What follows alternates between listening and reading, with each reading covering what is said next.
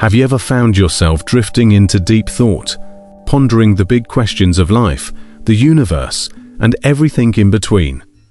Maybe you're untangling the complexities of human connection, staring into the vastness of cosmic possibility, or listening to the quiet whispers of your own inner world. And yet, instead of finding clarity or peace, you often feel a profound sense of sorrow, a quiet ache that settles deep into your bones. It's a strange irony, isn't it, that those who dive the deepest into the ocean of existence, who dare to peel back the layers of reality, often resurface not with treasures, but with heavier souls. Why do the minds capable of the greatest insights seem to bear the greatest weight? Why do the deep thinkers, the quiet observers, the relentless questioners among us often suffer the most? Perhaps you've felt this yourself. That subtle unease, that lingering melancholy, the feeling of being intensely connected, yet strangely alone in a world that seems content to glide across the surface. To understand this unique burden, we must first see that deep thinking isn't just a habit. It's often an inherent way of being, a wiring of the mind that perceives the world with unusual depth and intensity. It's a gift, certainly a capacity for profound insight, for seeing patterns in chaos, for understanding the hidden currents beneath everyday life. But like any powerful gift, it casts a long shadow. Imagine having senses far more acute than anyone else's. You'd hear the faintest whispers, see the most subtle shifts of light, feel the slightest changes in the air. This heightened sensitivity might let you appreciate beauty others miss. But it would also mean you're overwhelmed by everyday noise, assaulted by bright lights, constantly aware of discomforts others simply ignore. In many ways, this is the life of the deep thinker. Their mind is so finely tuned that it picks up on the quiet disharmonies, the silent suffering, and the profound inconsistencies that most people are shielded from by their more pragmatic natures. One of the most immediate sources of pain for the deep thinker is a heightened awareness of the world's imperfections. Asterisk. While others might see a beautiful garden, the deep thinker also sees the delicate balance, the potential for decay, the quiet struggle for survival beneath the petals. They notice the cracks in the sidewalk, not just the path. They see the flaws in systems, the hypocrisy in institutions, the inconsistencies in human behavior, and the fundamental unfairness woven into the fabric of existence. This isn't a choice to be cynical. It's a profound inability to ignore what is plainly visible to their perceptive mind. When someone makes an offhand, thoughtless comment, a deep thinker doesn't just hear the words. They process the underlying assumptions, the unspoken biases, the lack of empathy, and the ripple effect that comments might create. This constant, uninvited exposure to the world's roughness and sorrow can feel like a relentless siege on the soul. It makes it hard to simply enjoy a moment without an awareness of its fleeting nature or the pain that might exist just outside the frame.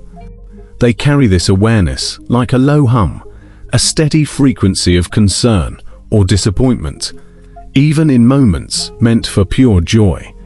Coupled with this awareness is an intense capacity for empathy.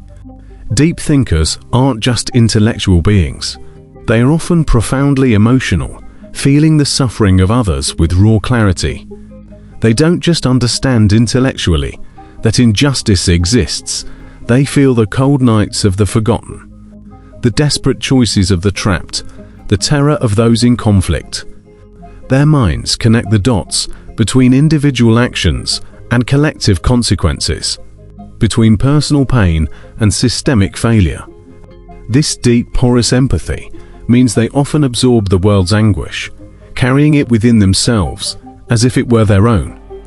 They sense the quiet despair in a stranger's eyes, the unspoken worry of a friend, the collective dread of a society facing uncertainty. This makes it incredibly difficult to simply switch off or distance themselves. They yearn to fix, to heal, to understand root causes, and the inability to do so can lead to a crushing sense of helplessness. It's a constant emotional labor, draining their reserves even when they haven't directly lived the pain. Their hearts are wide open, and the world, in all its painful reality, rushes in. Beyond the external world, the deep thinker's own mind can become a source of immense suffering. ***, their brain is a tireless engine, constantly running, analyzing, dissecting, questioning. This relentless mental activity, while leading to brilliant insights, can also be utterly exhausting. It's like an internal committee that never adjourns, debating every possibility, every consequence, every what-if around the clock. They can get caught in loops of rumination, replaying past interactions, dissecting future scenarios, or endlessly turning over abstract ideas. This overthinking isn't a preference. It's a default setting. It steals the present moment, drowns out quiet, and makes true inner peace elusive. Sleep often escapes them as their mind churns, long after their body begs for rest. This relentless pace can fuel anxiety, depression, and a deep mental fatigue. The very tool that grants them understanding can also trap them in a labyrinth of their own making, where every thought spawns another, and silence is a rare luxury. This internal complexity often leads to a deep sense of social alienation. In a world that often values quick chats, easy answers, and surface-level consensus, the deep thinker can feel profoundly out of step. Small talk feels trivial. Mundane conversations feel like static. The casual dismissal of significant issues by others can be deeply isolating. They crave real connection, meaningful dialogue, conversations that dive beneath the surface to explore ideas, emotions, and the intricacies of what it means to be human. But finding others who share this hunger for depth is a rare gift.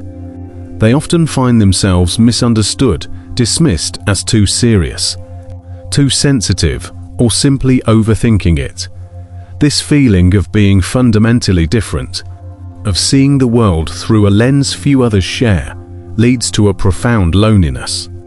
It's not about being physically alone. It's a deep, aching sense of not being truly seen or understood, of having to edit their true thoughts and soften their complexity just to navigate ordinary social spaces. They might even try to suppress their nature, to play simpler, which only adds another layer of pain, the sting of self-betrayal. Perhaps the most profound weight comes from their unavoidable grapple with existential questions. ***. While many are content with accepted narratives or avoid pondering mortality, purpose, or the cosmic scale, the deep thinker cannot look away. They are compelled to stare into the abyss, to question meaning in a seemingly meaningless universe, to wrestle with the inevitability of death and the often absurd nature of human existence. They contemplate the fleetingness of life, the vastness of time, the ultimate smallness of any single endeavor against the backdrop of eternity. This confrontation with fundamental truth is intellectually stirring, but rarely comforting. It can seed a pervasive angst, a feeling of adriftness in an indifferent cosmos, or a sobering realization that so much of what society chases is transient and hollow. They struggle with concepts like free will, the nature of consciousness, or ethical dilemmas in a grey world. The search for truth, for answers to these ultimate questions, often leads not to solace, but to more questions, more uncertainty, and a humbling appreciation for all that remains unknown. This can be terrifying, leaving them feeling unanchored and anxious about the very ground of reality. Furthermore, The deep thinker often suffers from the very knowledge they gain. The more they learn, the more they grasp how much they don't know, and how tangled and layered every real problem truly is. A shallow understanding might offer simple fixes, but a deep understanding reveals nuance, conflicting interests, and unintended consequences everywhere. This can lead to a kind of paralysis, where the clear, simple path forward is obscured by the recognition of countless complex variables. They see the flaw in every solution, the potential harm in every good intention. This isn't pessimism, it's the product of thorough analysis. It makes decisive action difficult and renders simplistic narratives impossible to embrace. They bear the burden of seeing too much, of perceiving the intricate web of cause and effect, which can leave them hesitant, questioning, and overwhelmed by the scale of the challenges before them. The more light they shine, the more shadows they see. And these shadows can be deeply unsettling. So is the life of a deep thinker doomed to perpetual sorrow? Not necessarily, but it demands a different kind of strength, a profound acceptance. The suffering isn't something to be erased, but rather understood, integrated, and perhaps even harnessed. For it is through this very grappling, this constant engagement with discomfort, that their mind is sharpened, their insight deepened, and their empathy expanded. Their pain is not pointless. It is often the forge where their unique contribution to the world is shaped. One path toward easing this burden lies in finding solace, not in shallow distractions, but in embracing the very depth that causes their pain. This means seeking out spaces and connections where their true self is not just tolerated, but appreciated. It involves a deliberate search for other deep thinkers, however rare they may be. In shared understanding, loneliness can be transformed into connection. It means cultivating moments of profound silence and introspection, not to ruminate endlessly, but to integrate their thoughts, to find islands of stillness in the mental storm. They learn to be their own best companion, to find richness in their solitude, knowing that within their inner world lies a universe worthy of exploration. It also means finding channels for expression. The deep thinker often carries a wellspring of insights, observations, and emotions that crave an outlet. Whether through writing, art, thoughtful dialogue, or contributing to causes aligned with their understanding of the world's needs. Channeling their inner landscape into external creation can be powerfully healing. This act of creation transforms the burden of awareness into a gift for others, allowing their unique perspective to illuminate paths, inspire thought, or offer solace to those who also wander in the depths.